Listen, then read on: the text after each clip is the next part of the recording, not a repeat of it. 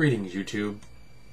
Yul Brynner, Eli Wallach, Steve McQueen, Charles Bronson, Robert Vaughn, Brad Dexter, James Coburn, and Horst Buchholz. These are iconic actors in one of the most iconic westerns ever filmed, The Magnificent Seven. I've always had a fascination with this film, partly because of its history. Akira Kurosawa is arguably the greatest Japanese director that's ever lived. And he was deeply inspired by American westerns. And he returned to Japan to create one of the classic Japanese films, The Seven Samurai, which then inspired the creation of one of the classic westerns, The Magnificent Seven. That circle of life, if you will, has always fascinated me. And this is one of the quintessential of all the greatest westerns ever filmed. It's a big film. It's got, at least in theory, 7 main characters, though of course Yul Brynner is the main character of the 7. And Eli Wallach playing the villain, Calavera, who leads his bandits into a small Mexican village to prey upon them. They're essentially his ATM. He stops by whenever he needs food or money or supplies, takes what he wants, and then leaves. And the villagers decide that we've had enough, we need guns, and we need people who can show us how to use them. And so they pool their limited resources, they go out into the world, and they hire themselves some bad men. And the bad men in question are the Magnificent Seven. My wife and I watched this last night, and the commentary was wonderful. You had the director, the producer, Eli Wallach and James Coburn all giving commentary on this, though not at the same time, because a couple of times you can actually hear them talking about the same subjects, and if they'd been in the room at the time with each other, there would have been some cross-talk, and there wasn't. But that's fine. The voices of Eli Wallach and James Coburn are just so iconic. They're very distinctive, and there's a sense of reverence in Eli Wallach's speech that I was moved by. He tells about a level of connection with the Mexican actors that played his bandits, which was really quite moving. When he would get on the set each morning with his crew, with his gang of bandits, they'd be in costume, they'd be on their horses, and they'd take off into the hills and ride for an hour before they came back. They bonded. When he would go to get on his horse, his gang members would check to make sure that his tack and his bridle and saddle and everything were all set up properly. And whenever someone handed him a firearm for a scene, his crew, his gang, would check to make sure it was properly set up and full of blanks. There was a real connection there, and I found that quite touching. It reminded me of the motorcycle gang from Mad Max, who bonded together on a very deep level. In that film, they were given their motorcycles 2 months before shooting was begun.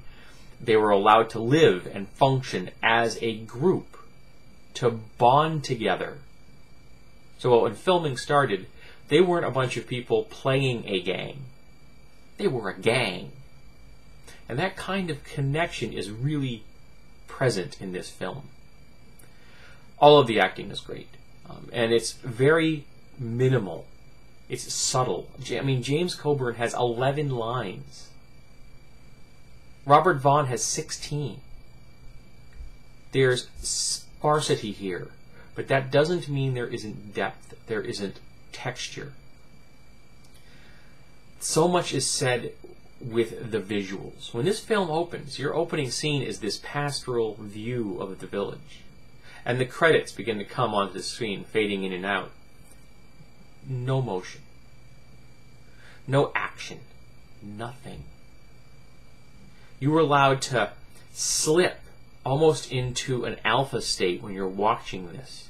So when the bandits finally come into the scene in distance, you're drawn into the scene along with them. Masterfully done. And the soundtrack supports everything. Eli Wallach comments about it. He said, I wish I could have heard the music. I would have acted better. You know, it was because so much of the soundtrack supported every scene wonderfully. And as an interesting side note, I just discovered looking at the trivia section of this film that the person that scored the original Magnificent Seven also did the parody Three Amigos score. I thought that was kind of funny. Now, Robert Vaughn was always been my favorite character in this, even though he only had 16 lines, and he played the most tormented of the characters. His man running away from something, which of course is him, man running away from himself, and the fact that he eventually overcomes that fear, and he becomes at one with himself, at peace with himself, even though it leads to his death, was moving. Interestingly enough, he played the same character in a science fiction story. It was Battle Beyond the Stars, which came out right after Star Wars, when everybody started making science fiction films in the hopes of riding on the Star Wars coattails. It was a fairly bad movie. But he plays a mercenary hired to help defend an alien planet. It's essentially a retelling of The Seven Samurai and The Magnificent Seven. He plays the same character. And it made me smile so much when I saw that movie, which is otherwise fairly bad, though it does have a few amusing moments, that he played that same character over and over, essentially. And that was fine. He did a great job the first time, he did a great job in the science fiction version. I haven't had a chance to listen to the second commentary track on this, which is actually written by a historian, and I'm going to be intrigued to listen to that. There's also, this particular version is the collector's edition. I picked this up at like Staples for like $7 or $8, so a little more than I normally pay for a DVD, but, you know, 2 DVD set, 2 commentary tracks, plus a whole bunch of extras. I think it was well worth my time and effort to acquire it. You may be able to get it cheaper online. I'm not sure how long this has actually been available on the market, but it's excellent, and I found it to be one of the perfect films to watch last night.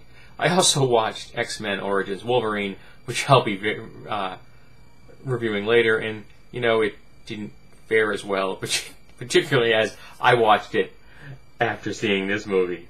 So if you are a fan of Westerns and have an affection for a film that has stood up so incredibly well, 50 years ago this film was made, and it looks as good now as it did the first day it was ever shown. This is a masterpiece, and I think that every fan of film should watch this, and particularly if you're a fan of Westerns. So, Magnificent Seven, one of the great Westerns, a great film.